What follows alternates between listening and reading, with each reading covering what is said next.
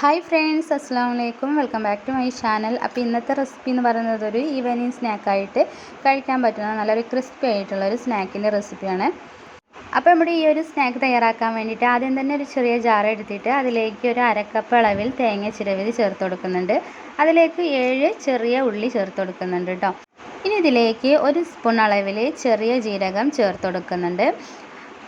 ഇനി ഇതെല്ലാം കൂടെ ഒന്ന് ചതച്ചിട്ടെടുക്കണം. അപ്പോൾ ഒരുപാട് പേസ്റ്റ് ആക്കിയിട്ട് എടുക്കണ്ട, ഒന്ന് ചതച്ചിട്ടൊന്ന് എടുത്താൽ മതി. അപ്പോൾ ഉള്ളിയും അതുപോലെ തേങ്ങയും ചെറിയ ജീരകം എല്ലാം ഇട്ടൊന്ന് ചതച്ചെടുത്തിട്ടുണ്ട് കേട്ടോ. അപ്പോൾ ഇത്രയും മതി. ഇനി നമുക്കിതൊന്ന് മാറ്റി വെക്കാം.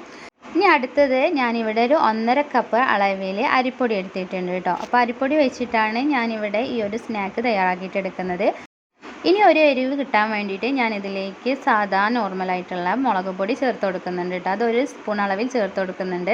പിന്നെ നമുക്കിതിലേക്ക് ആവശ്യത്തിനുള്ള ഉപ്പും ചേർത്ത് കൊടുക്കാം. അപ്പോൾ നമ്മൾ നേരത്തെ ചതച്ച് വെച്ചിട്ടുള്ള തേങ്ങയുടെ ആ മിക്സ് ഇതിലേക്ക് മുഴുവനായിട്ട് ചേർത്ത് കൊടുത്തിട്ട് നല്ലപോലെ ഒന്ന് മിക്സാക്കി എടുക്കാം. എല്ലാം ഒന്ന് മിക്സാക്കി എടുത്തതിന് ശേഷം ഇതിലേക്ക് തിളച്ച വെള്ളമാണ് കേട്ടോ ഞാൻ ഒഴിച്ചു കൊടുക്കുന്നത്.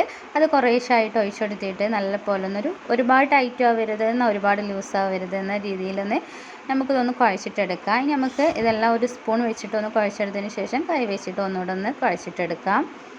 അപ്പോൾ അതാ ഈ ഒരു രീതിയിലാണ് ഞാനിവിടെ ചെയ്തെടുത്തിട്ടുള്ളത് കേട്ടോ. ഇനി ഇതുപോലെ ഒരു പൈപ്പിംഗ് ബാഗ് എടുത്തിട്ട് അതിലേക്ക് നമ്മൾ കുഴച്ച് വെച്ചിട്ടുള്ള ഈ മാവ് ഇതിലേക്ക് ചേർത്ത് കൊടുക്കാം. അപ്പോൾ ഈ പൈപ്പിംഗ് ബാഗിൻ്റെ അറ്റത്തൊന്ന് കട്ട് ചെയ്ത് കൊടുക്കണം കേട്ടോ.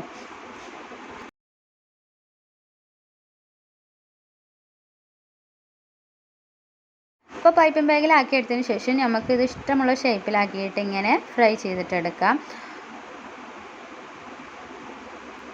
അപ്പോൾ ഇതൊരു മീഡിയം ഫ്ലെയിമിലിട്ടിട്ട് ഇങ്ങനെ നമുക്ക് ഫ്രൈ ചെയ്തിട്ടെടുക്കാം കേട്ടോ. വീഡിയോ ആദ്യമായിട്ട് കാണുന്നവരുണ്ടെങ്കിൽ സബ്സ്ക്രൈബ് ചെയ്യാത്തവരാണെങ്കിൽ സബ്സ്ക്രൈബ് ചെയ്യുക. കൂടെ തൊട്ടടുത്തുള്ള ബെല്ലൈക്കൺ ക്ലിക്ക് ചെയ്യുക. അതിൽ ഓളുന്ന ഓപ്ഷൻസിൽ പോയാൽ ഞാനിടുന്ന പുതിയ പുതിയ വീഡിയോസിന് നോട്ടിഫിക്കേഷൻ കറക്റ്റായിട്ട് തന്നെ ലഭിക്കും. അപ്പോൾ തന്നെ നമ്മുടെ ഈ ഒരു സ്നാക്ക് ഇവിടെ റെഡി ആയിട്ടുണ്ട്. ഇനി കുറച്ച് മാവും കൂടെ ഉണ്ട്, അതും ഇതുപോലെ തന്നെ ഫ്രൈ ചെയ്തിട്ടെടുക്കാം. അപ്പോൾ എല്ലാവരും ഈ ഒരു റെസിപ്പി തയ്യാറാക്കി നോക്കുക. ഇഷ്ടപ്പെട്ടാൽ ലൈക്ക് ചെയ്യാനോ അതുപോലെ ഷെയർ ചെയ്യാനൊന്നും മറക്കരുത്. അപ്പോൾ ഇൻഷാ അല്ലാഹ് വീണ്ടും ഒരു നല്ലൊരു റെസിപ്പി ആയിട്ട് വരുന്നതാണ്. അസ്സലാമു അലൈക്കും.